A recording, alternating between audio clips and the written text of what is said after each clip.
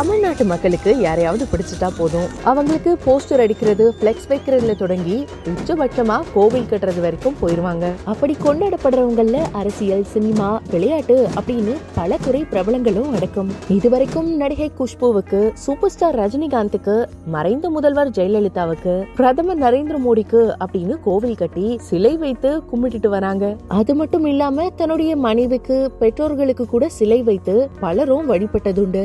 ஆனா இப்போ இது எல்லாவற்றையும் தூக்கி சாப்பிடும் வகையில ஒரு சம்பவம் சேலத்துல அரங்கேறிருக்கு.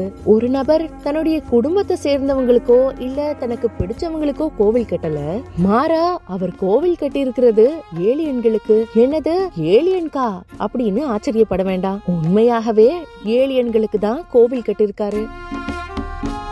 பூமியில ஏலியன்கள் மறைமுகமா நம்மோடு வாழ்ந்துட்டு வரதா அமெரிக்காவின் ஹார்வர்ட் பல்கலைக்கழகம் சமீபத்துல வெளியிட்ட ஆய்வறிக்கை ஒண்ணுல கூறியிருந்தாங்க. ஆனா இங்க சித்த வடிவத்துல வாழ்ந்துட்டு வர்றதா சொல்றாரு இந்த கோவிலை கட்டிட்டு வரும் லோகநாதன். சேலம் மாவட்டம் மல்லமுப்பம்பட்டியை அடுத்து இருக்கக்கூடிய ராமகவுண்டனூர்ல வாழ்ந்துட்டு இருக்காரு லோகநாதன். இவருதான் ஏலியன்களுக்கு கோவில் அமைத்து வழிபாடு செய்துகிட்டு இருக்காரு. ஏலியன் சித்தர் கைலாய சிவன் அப்படின்னு அழைக்கப்படக்கூடிய இந்த கோவிலுக்கு தினமும் ஏராளமான பக்தர்கள் வந்து செல்றாங்க. கடந்த 2021ஆம் ஆண்டு முதல் இந்த கோவிலை கட்டும் பணி நடைபெற்று வருது.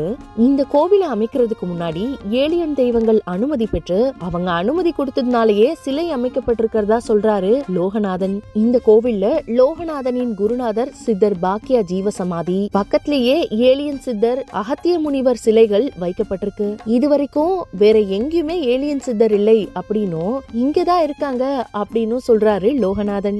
மேலும் ஏலியனை வணங்கி மகிழ்ச்சி அடைங்க அப்படின்னும் ஏலியனின் வருகை இனி வரும் காலங்கள்ல அதிகமாகும் அப்படின்னு தெரிவிச்சிருக்காரு. அது மட்டும் இல்லாம அவங்க பாக்குறதுக்கு ஏலியன் மாதிரி எல்லாம் இருக்க மாட்டாங்க, நம்ம மாதிரியே சாதாரண தோற்றத்துல ஆண் பெண்ணா இருப்பாங்க அப்படின்னு சொல்லிருக்காரு. உலக நாடுகள் அனைத்தும் ஏலியன்களை பத்தி ஆராய்ச்சி செய்துட்டு இருக்காங்க.